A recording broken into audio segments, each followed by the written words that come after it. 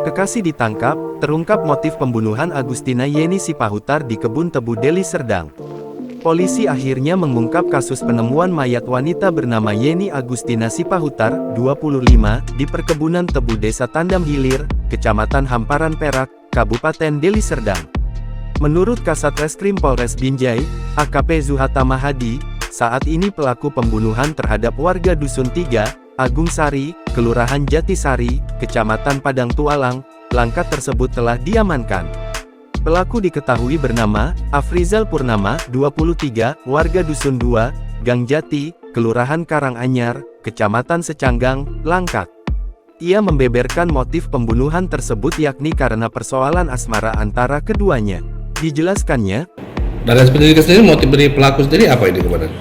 Kalau motif berdasarkan dari pengakuan pelaku itu baru kenal dengan korban kurang lebih 1 bulan, lalu mereka memiliki hubungan kedekatan, dan pada saat itu mereka sedang berjalan-jalan. Memang ini sudah berdasarkan pengakuan dari pelaku, udah akumulasi karena seringnya pelaku itu diomeli, dimarahi, maka oleh karena itu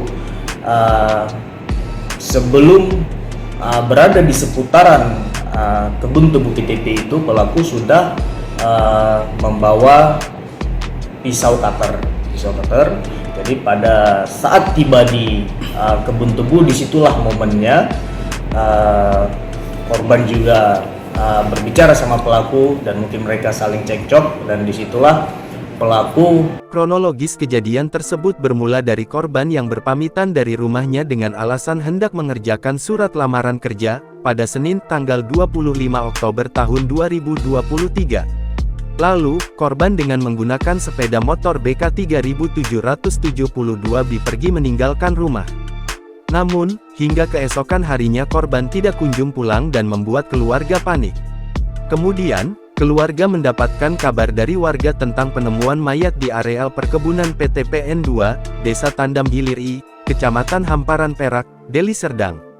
Zuhata menjelaskan, setelah menerima laporan tersebut pihaknya langsung melakukan penyelidikan dan mencari pelaku. Lebih lanjut, ia menyampaikan dari hasil interogasi terhadap pelaku, korban meninggal dunia setelah dicekik oleh pelaku dan tubuhnya disayat menggunakan senjata tajam. Saat ini pelaku dan sejumlah barang buktinya sudah diamankan di Polres Binjai untuk dilakukan proses hukum.